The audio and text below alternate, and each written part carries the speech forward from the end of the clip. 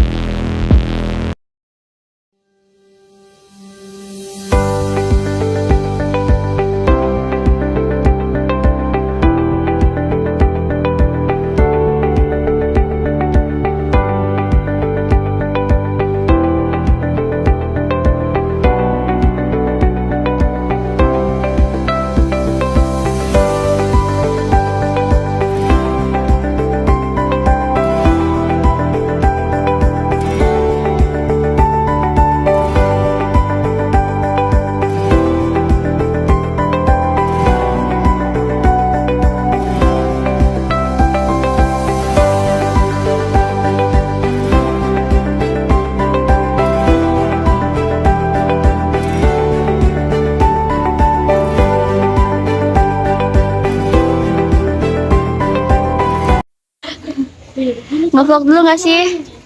Apa bisa begitu? Bentar. Ngobrol guys.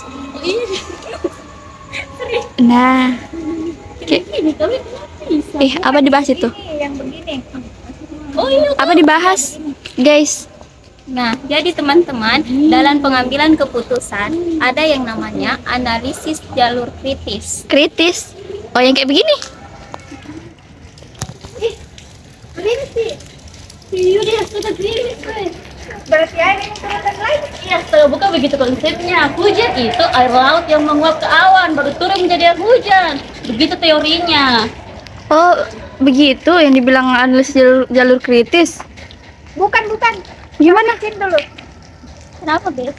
Nggak tahu ini berdua apa itu analisis jalur kritis. Jelaskan. Jadi, analisis jalur kritis adalah sebuah cara untuk melihat urutan tugas yang paling penting dalam sebuah proyek. Dengan begitu, kita bisa mengetahui proyek manakah yang lebih dulu bisa diselesaikan untuk mencapai kesuksesan proyek tersebut. Nah, jadi kita bisa fokus terhadap tugas-tugas yang dapat menghambat jalannya sebuah proyek tersebut. Oh, terus apa fungsinya analisis jalur kritis? Nah, fungsinya itu ada 3 teman-teman. Yang pertama, mengetahui kegiatan prioritas yang harus dimonitor ketat. Dan yang kedua, mengetahui kegiatan yang mana yang masih bisa diberi toleransi keterlambatan dalam jangka waktu tertentu. Dan yang ketiga, menentukan panjang durasi proyek. Gitu. Oh, begitu. Oke.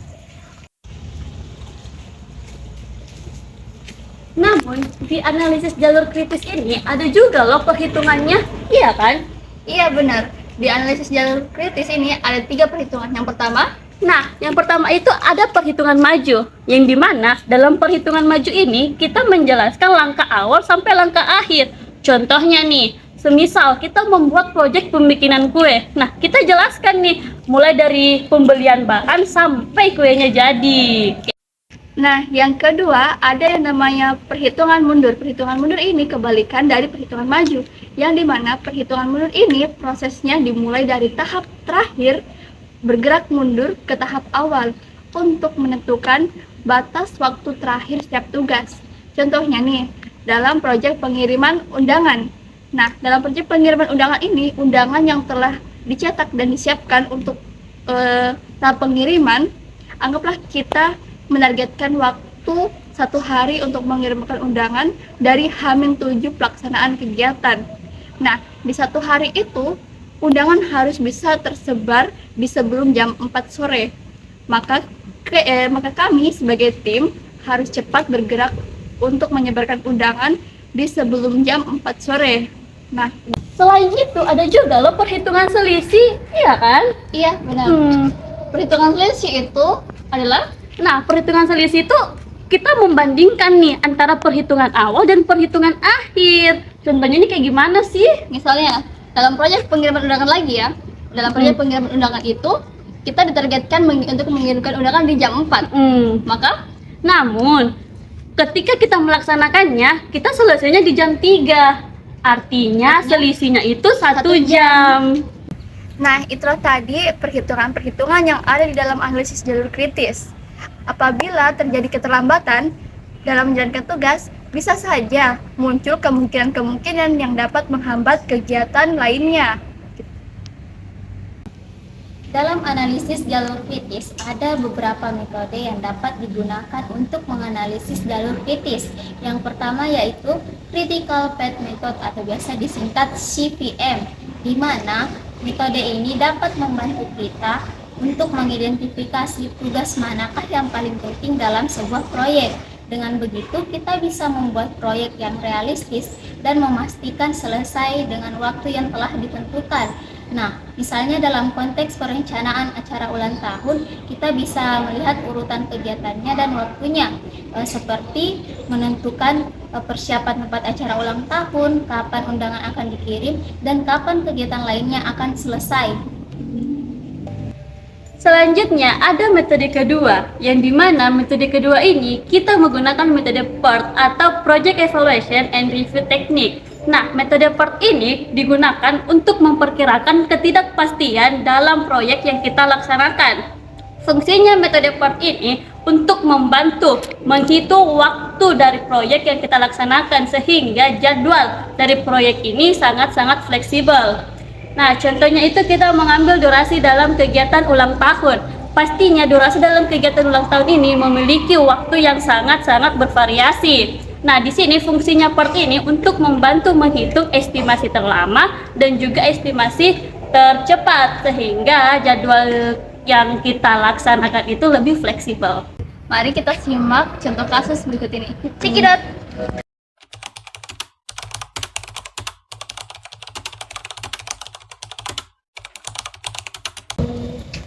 Ih, astaga, ulang tahun kita lihat adik dia minggu depan. Wih, astaga, harus ke telepon kini vendornya ini. Nanti mengamuk kalau udah ada caranya. Aduh.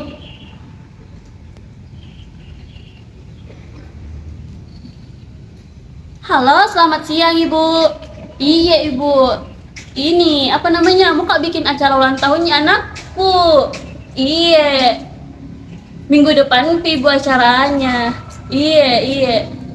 Oh iya, nanti ku kabarikin untuk lebih jelasnya di chat di Bu. Iya, untuk tanggalnya sama lain-lainnya itu Bu kalau urus acara begini. Iya. Oh iya. Selamat siang Pak Ibu, terima kasih Bu. Iya. Aduh, untungnya ini ada. Ini vendor bagus, ku lihat ini. Aduh.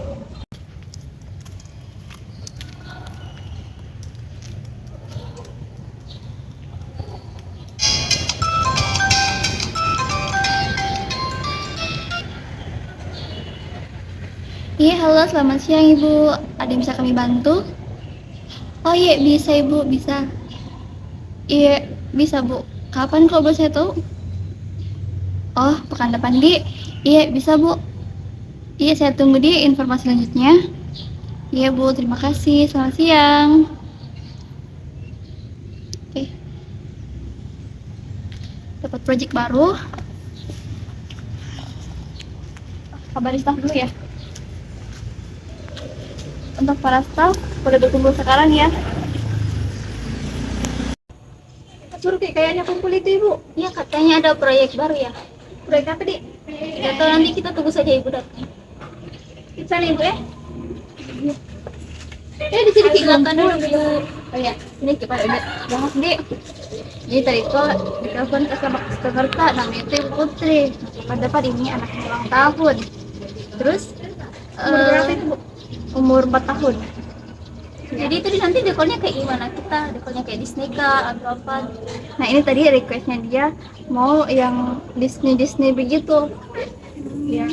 Terus kalau bisa kita bisa dikerja langsung hari Minggu bisa.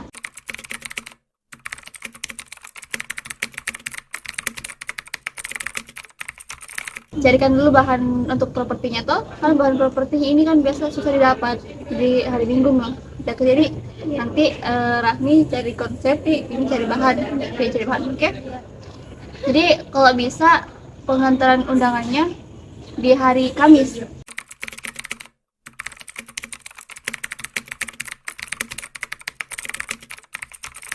Bisa? Bisa ya? Berarti sebelum H-1 clear Mina? Iya. Oke, Siap. Oke, Pak. Makasih, Nah. Makasih, Bu. Oke.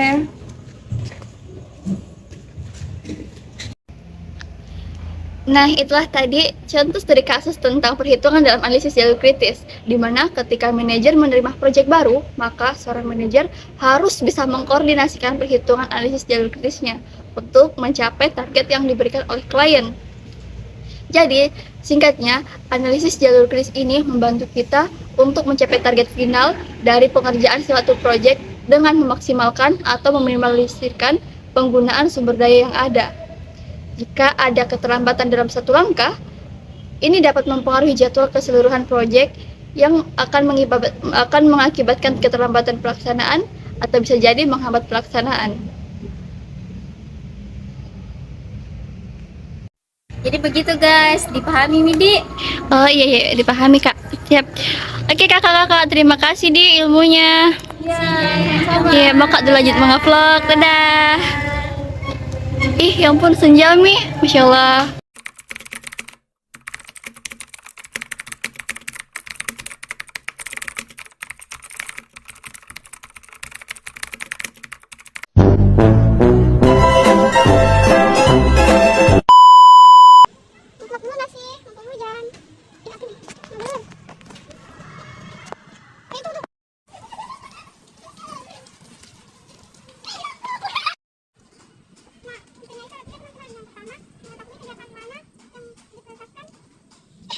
Nah, langsung kayak begini.